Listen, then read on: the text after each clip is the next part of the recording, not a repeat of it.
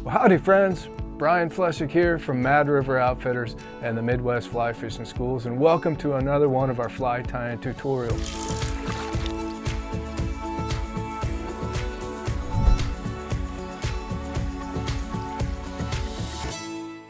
Today I'm going to show you how to tie the plantation crab, which is a fly that came about, I'd say about 6 years ago or so. And the story is, of course, it involves cocktails. But we were sitting around with our group down at the Woodland Plantation in southern Louisiana, which, by the way, is one of my favorite places in the world to be. But we were sitting around one night, of course, at Spirits Hall there at Woodland Plantation and having a few cocktails. And I had been throwing some crab patterns that I wasn't overly thrilled with, and needless to say the fish weren't overly thrilled with. So I went back to the drawing board, and lo and behold, that evening we came up with a crab pattern that I took out the next couple of days, and turned out that the fish just absolutely devoured the thing. And we wound up naming it the plantation crab with the help of Foster Capel from Woodland there. And since then, this fly has really become famous down in South Louisiana. The guides are constantly calling me up and ordering this fly. I can't hardly keep up with keeping us in stock. But we've been selling it here in the shop, and of course it's a staple on our trips to southern Louisiana for redfish. But they just womp on this thing. It's really amazing. And I hesitate to say that I invented this fly because I'm sure I copied it off of something. And like I said, it involved cocktails, so I can't take too much credit for it. But anyways, I'm going to show you the Woodland Plantation crab, and pretty simple fly to tie. But there's a couple tricks and tips that I should be able to show you here. So first of all, we're using a Gamakatsu hook, the SL11 3H, I believe it is. And I tie this on a 1/0. And of course, this is any Gamakatsu hook. This thing is just ballistic. I mean, you can't, you're never going to break this hook. And one of the things that we discovered when I was first doing this fly, and I would send it down to the guides, a couple of them kind of in a nice way told me that after a couple of fish, the fly would start to rotate, would start to twist around the hook. So I remembered back to a trick that Dave Whitlock showed us here when he was here at Mad River Outfitters, one of the many times he's been here. And Dave used to score a hook to keep it from things from rotating around the hook shank. So I got out my trusty old file, and any kind of file will work. A standard hook file usually doesn't have rough edges, and I like these kind of the corners on this thing, but I am literally going to score the heck out of this hook. Okay, and I try to do it from about 4 different angles so I get it really good, and I really try to dig in there. So I'm going to score this up really good, and I really concentrate on just behind the eye of the hook. What that does is, you're most likely to rotate this thing where we install the lead eyes, or I can also use bead chain eyes on this fly, but most of the big redfish that we're catching are in deeper water, so I'm almost always throwing the lead eye version of this. I'll go through and I'll score up a dozen or however many I'm looking to do. That way I kind of get that step out of the way, set them aside, and off I go. But we'll just do that one for now. And then what I do is I go ahead and coat the hook shank with a layer of thread, okay? And I'm using flat wax nylon. For those of you that have seen me tie before, you know that I love flat wax nylon. And I can't even really tell you why. I probably started tying with it when I was a kid and have just always stuck with it. So now is when the click glasses come up. Whoa, there we go. And I'm going to start right behind the eye. And I don't want these wraps to be absolutely one up against another, so I leave a little gap. I mean, it's not critical. And then, of course, as with most flies, you're going to bring it till it's even with the barb. Come in with my standard scissors. And then what I'm going to do is I'm going to kind of spiral back the other direction, kind of creating a crisscross. And I think what this does is really lays a great foundation. And now I'm going to take my Zap-A-Gap and I'm going to put a thin thread of Zap-A-Gap right along that hook shank. And then as that's kind of setting up a little bit, I'm going to take my basic lead eye. I use these painted lead eyes. I think we get these from Wapsi. It's a chartreuse, and this is the medium size. The medium size is just perfect, just the right amount of weight for getting this down. And I'm going to go ahead and install this right behind the eye. Okay, I'm going to make about 3 turns, and you're kind of figure eighting. Now I'm going to come forward towards me there, 3 turns, and then come this direction. So I've now figure eighted around that eye, each different direction. Okay, and then I'm going to come around the base of the eye to kind of tighten up all of those wraps there.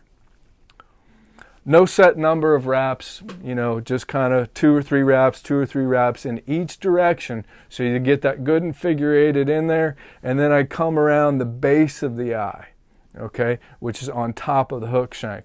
And what that does is kind of tightens all those wraps and gets it in there. Now I'm going to take another drop of Zap-A-Gap. I'm going to put it on right on top of that hook eye. Make sure it kind of seeps down to the hook shank.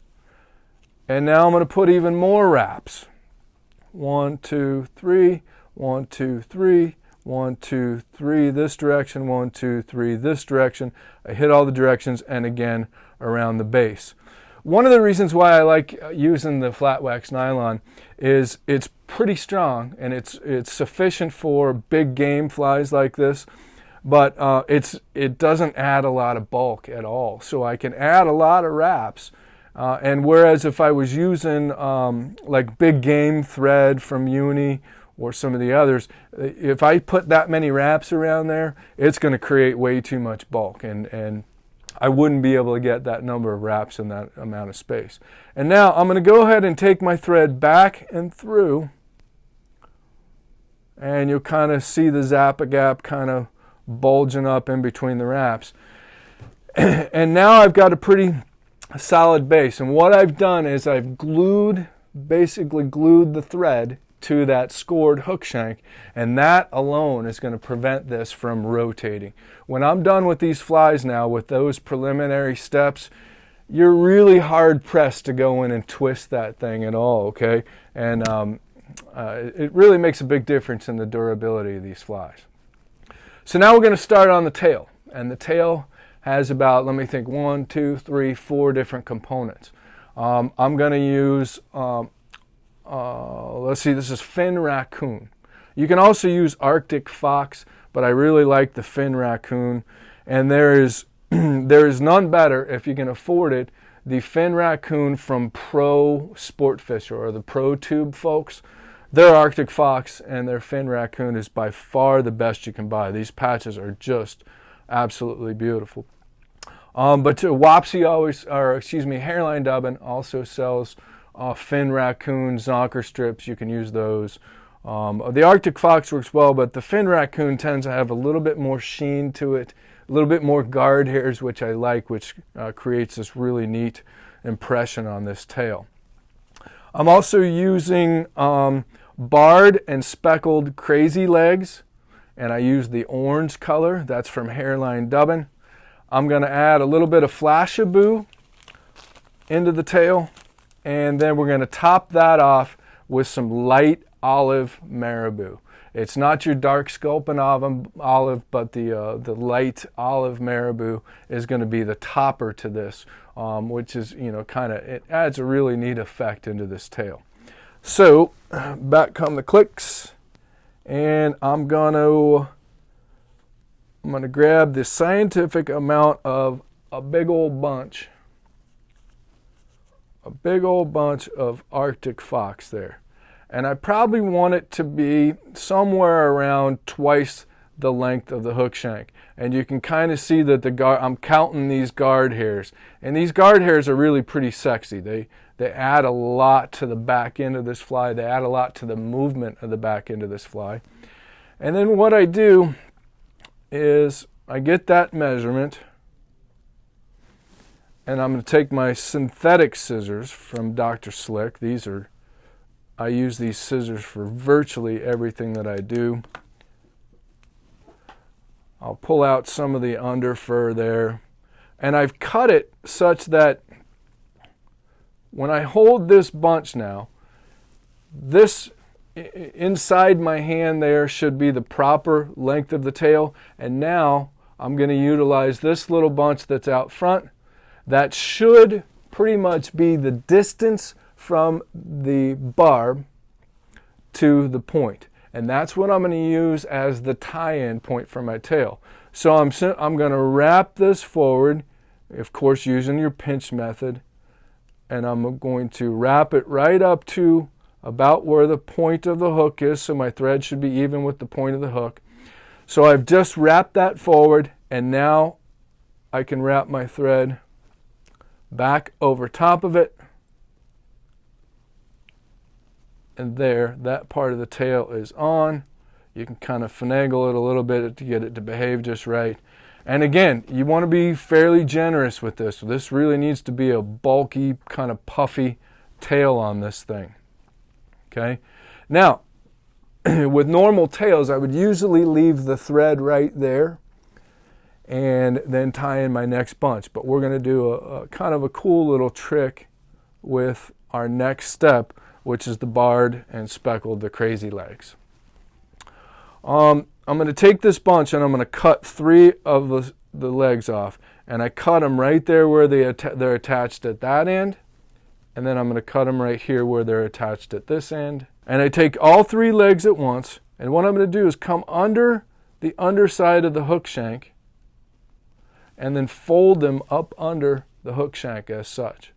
And then what I'm going to do is, this is why we brought the thread forward like that, I'm going to make that first turn, and that kind of secures them in. Make a second turn, okay? And now, as I wrap the thread back, I can separate them. I'm pinching between my thumb and my index, and I'm pinching between my middle finger and my ring finger, and I just kind of laid them over top, laid them along the sides. I'm holding them in place, and by these subsequent wraps of thread, I'm now wrapping back to the barb, and that puts those legs right in place on the side of the hook shank. I've seen a lot of people try that style of technique, and they wind up trying to put 3 legs on this side, trying to put 3 legs on that side, and it winds up being a hassle, and it's an extra step or 2. So you just got the legs in position all in one simple step. Fold it underside the hook shank, secure it with a couple of wraps, then position the legs so that they're on the sides, okay? And then you get them nice and in position, and they're hanging down and should be pretty easily proportioned. So now I'm going to take some Flashabou. Those of you that have seen me work with Crystal Flash or Flashabou, you've seen this before. When I buy a pack of Flashabou, I'm going to come in on the package. This is a brand new package. I just grabbed it off the shelf. And I'm going to cut a little triangle here. I may sacrifice a few strands when I cut that initial triangle, but I can usually reach in and grab it out.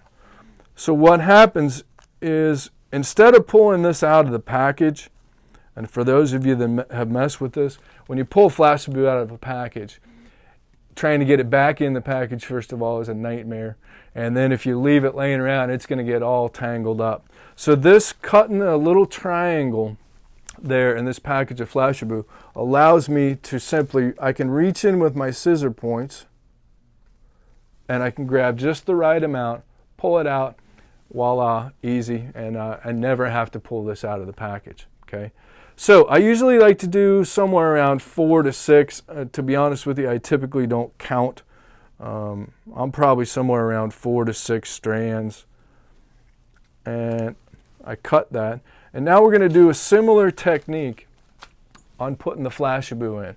Okay, let's remember that we've put in our rubber legs and we've wrapped back, and the thread is hanging at the bend of the hook or directly above the barb.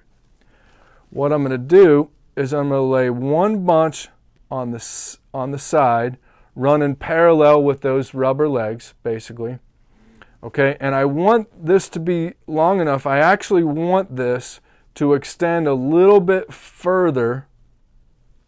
I want it to be a little bit longer than the length of the fin raccoon that I used. So once I get that into position, I can switch hands, throw my thread over a few times.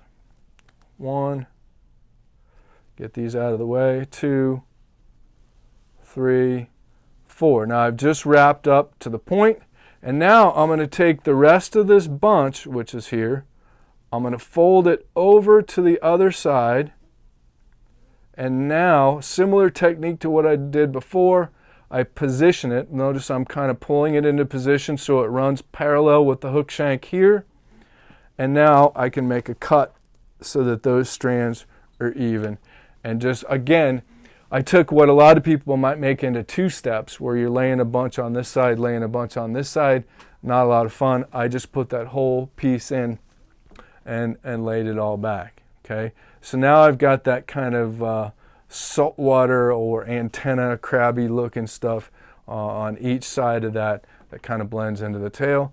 And then my last step on the tail is I'm going to add some Marabou.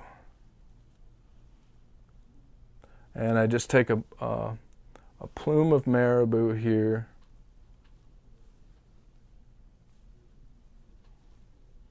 And you want it to be about similar in diameter or bulk to the Arctic fox or the fin raccoon that you tied in. But I want this to be a little bit shorter. This winds up kind of being a dark back like you would do with the bait fish. I want it to be a little bit shorter so it tapers real nice into that tail. And then I'm simply going to wrap the thread. One thing I can do here is actually cut that like we did with the fin raccoon. Sorry, I forgot that. And then I shouldn't have to trim it when it's there on the hook.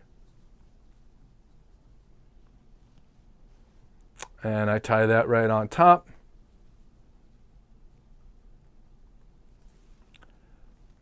Okay, so now we're going to finish up this tail section with the Enrico Puglisi tarantula brush. And man, I just love this stuff. I'm using it for all kinds of stuff. But it's a synthetic brush material that has the little micro rubber legs in it. It's just so cool. It adds such a bugginess to this fly, or any fly for that matter. So I just take a hank of that. My thread again is back at the bend where the tail starts. And basically what we're going to do is we're going to cover this distance between the bend of the hook and the point of the hook. This is all going to be covered up now with the tarantula brush.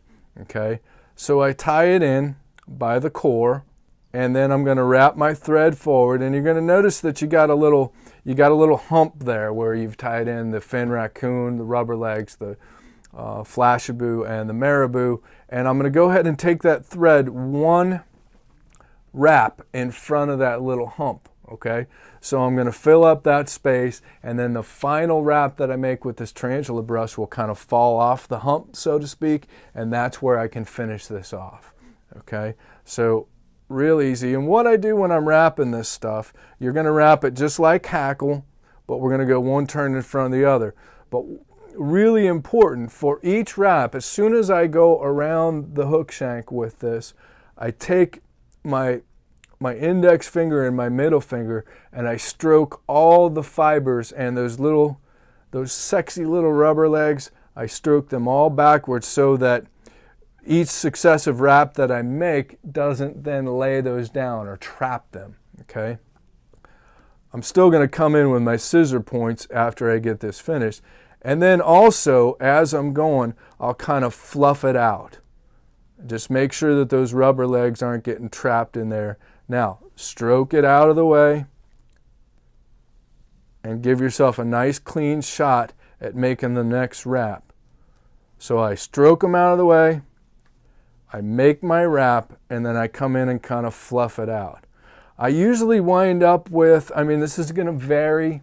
You know, no two flies are going to be tied exactly the same, but I usually wind up with somewhere around 5 or 6 wraps of the tarantula legs. Now fluff it out, make sure those legs are sticking out.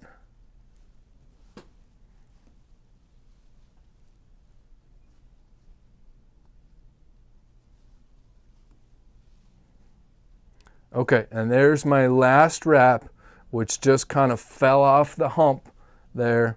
And now I'm going to bring that forward, and now I can take my thread using my left hand and throw it over the hook shank. I usually like to get about 3 wraps in there, get it nice and tight. Let's give another one, and then I can come in again with my synthetic scissors.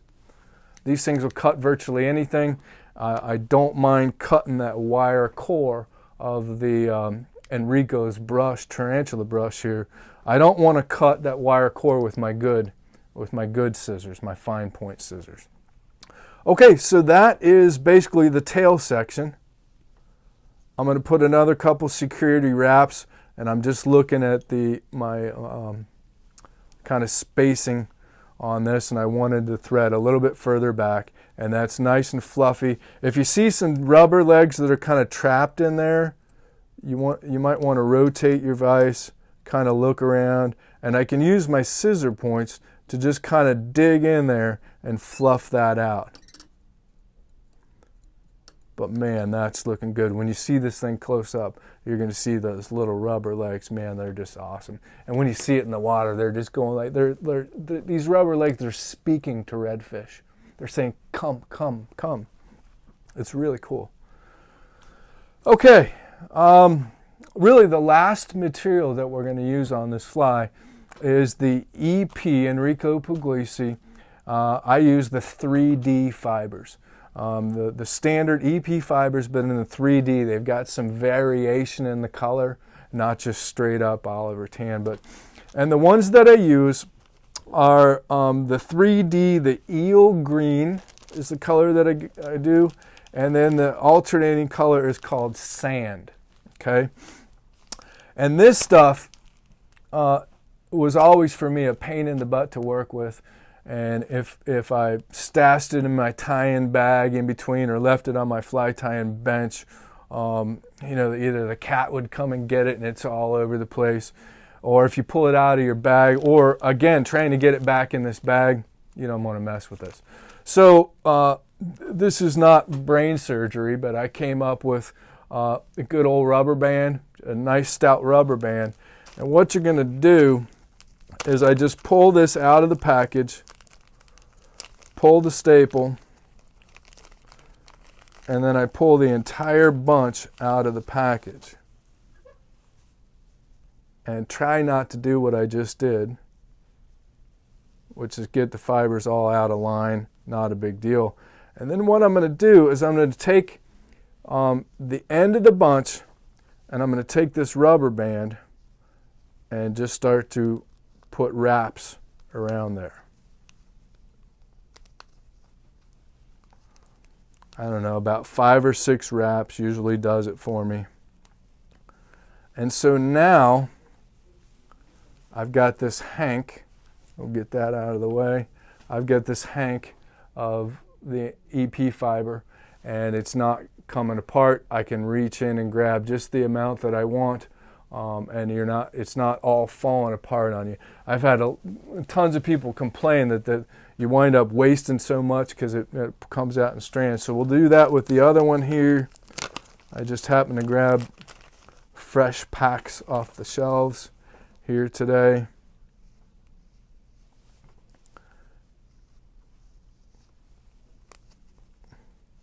And again, just grab the very end of it.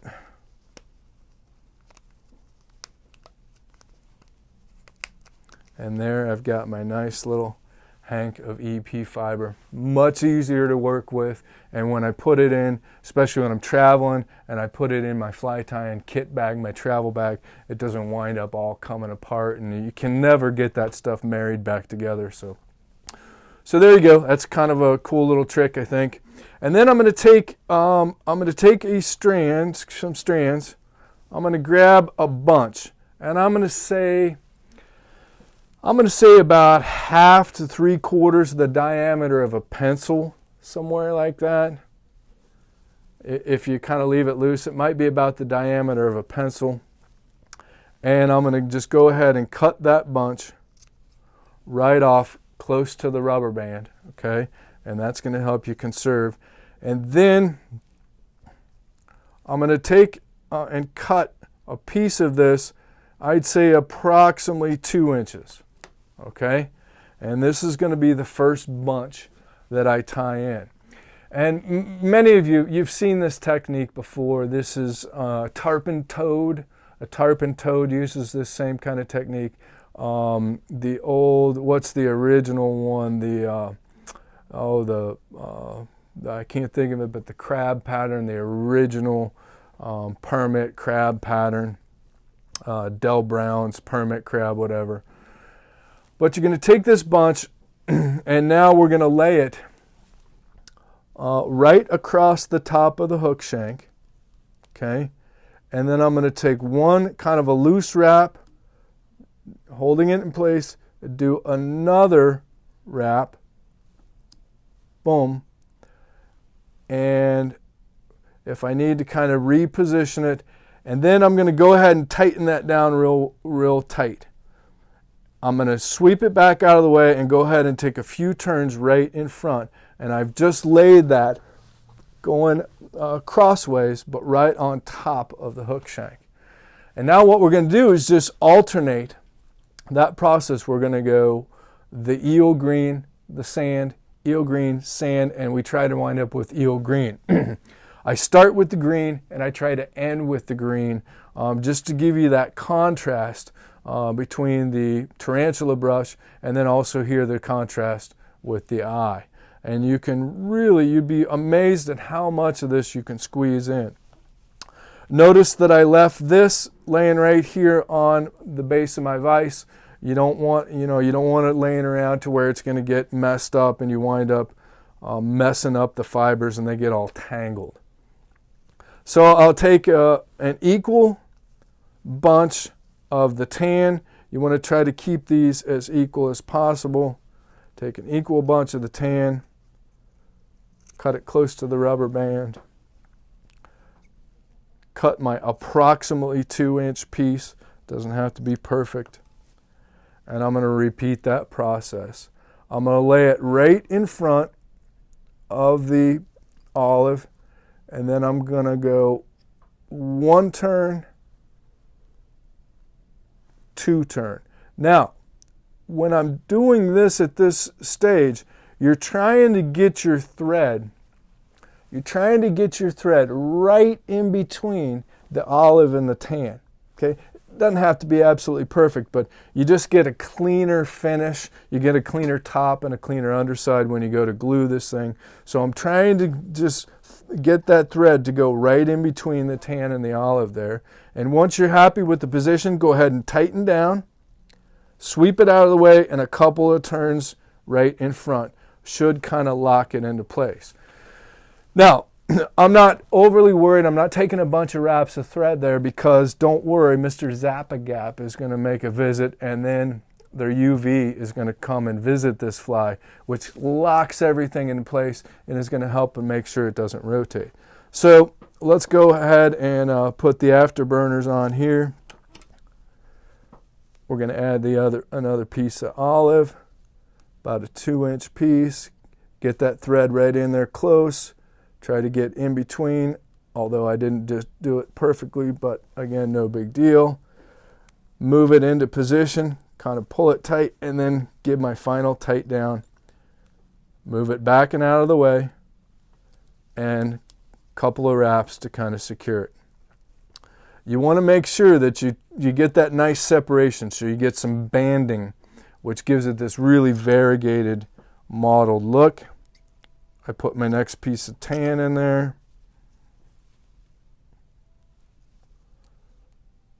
One. Second wrap. Kind of pull it into position, tight, and couple of security wraps right in front. You might get some of these stray fibers, just kind of trim them, get them out of the way. And then I'm right up behind the lead eye. It might not look like enough room, but you'll be amazed at how much stuff you can jam in there. So I'm going to come right behind the lead eye, jam it down in there, and then get your wrap. Get your wrap coming this way, so we're kind of figure eighting. Boom. Pull it into position, and then give my final tight down. Got some strays there. Let's get them out of the way. And a couple of security wraps in front. And there is the body of the crab. Notice I'm kind of pulling on that. If you're not perfectly spaced here, now we're going to trim this thing to shape. So you'll notice on my fly, I'm a little bit shorter on this side than I am on this side. That was just bad judgment there. But don't worry, we're going to trim that to shape. This one should be about perfect. We'll trim a little more off on here. Now, I go ahead and finish this fly. I bring the thread in front of the eye now. Just take a couple of wraps. There actually, believe it or not, there's probably enough Zappa gap there that's still a little wet. It probably grabbed that thread. But then here's my my saltwater half hitch tool. I've probably had this thing for 25 years, maybe more. I was working at Streamside Outfitters and down in Cincinnati, and a guy came in, and this is an like some sort of banister thing that he found at Lowe's or some hardware store, and it turns out it's the absolute perfect half hitch tool for big saltwater flies.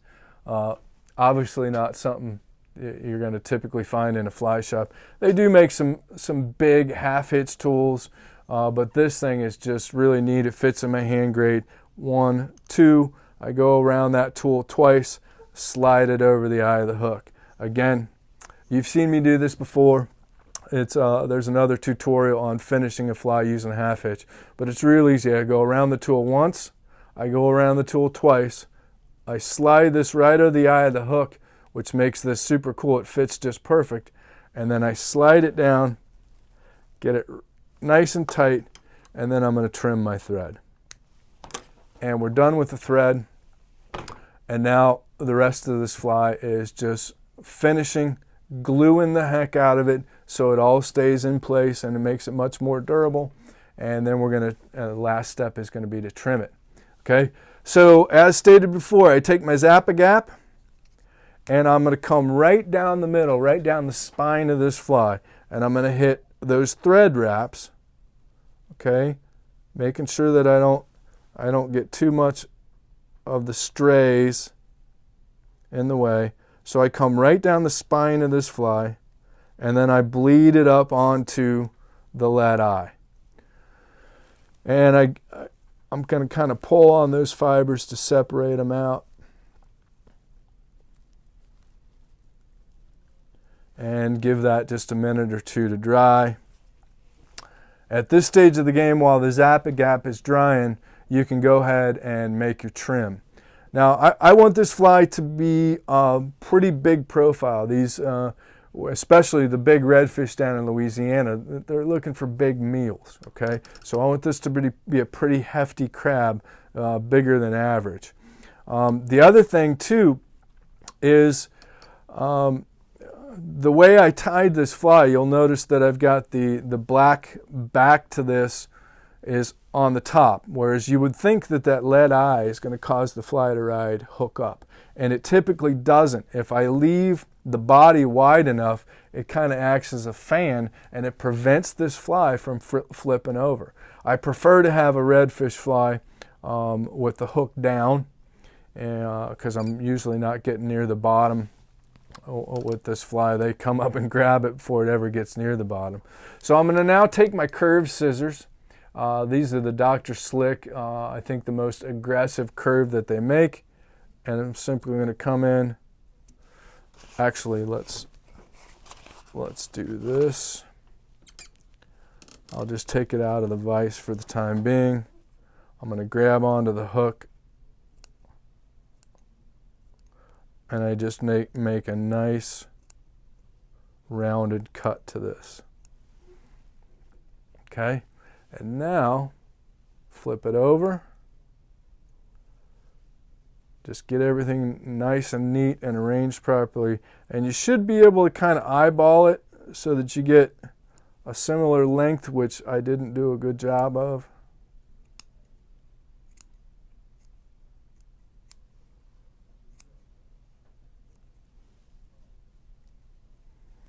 I could still take a little bit more off here on this side. This was the longer side as I tied those fibers in. One thing you can do to help also is I'll kind of flatten the materials out, making sure that you don't glue your fingers to the fly. Kind of flatten those out. It makes it easier to trim, gives you a neater trim. And I'll round that front close to the eye a little bit better. Let's get that a little bit better.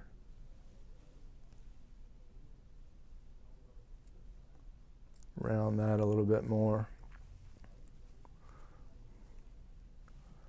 That should be about right. He's a big one. That's a big crab, but that's not a horrible thing. Hopefully it'll catch a big fish. Okay? Now, last step, put it back in the vise. I'm putting it in upside down. I'm going to come in with my Loon UV Clear 5 Finish. This is the thin formula. I like it because it penetrates a little bit more. And I'm going to come in and I'm going to kind of just put right again. This is the belly of the fly now. And I just run this along the spine, which helps kind of lock those materials in, and run that so it all kind of bleeds right up into the lead eyes. I'm going to take my UV curing light, hit that up really good. That sets it up, cures it, doesn't take very long, just a few seconds with the light. Then I'm going to flip her over and run right on top of the Zap-A-Gap, right along that spine.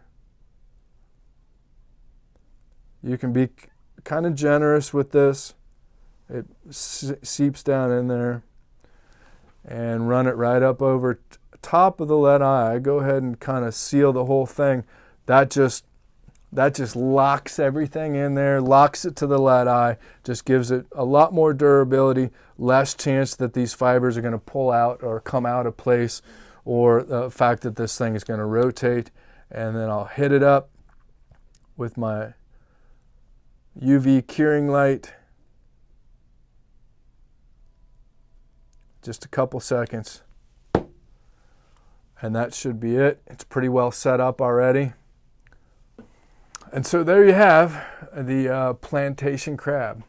Just deadly on redfish. But I'm starting to get a lot of people that are telling me that they're using it for a variety of stuff, including a couple guys said they used it on permit recently down in Belize and did really well. So thanks for watching as usual. Stay tuned. We got a lot in store for you as always. And be sure to hop on over to our blog where we'll post the recipe to this fly along with links to where you can get all the materials.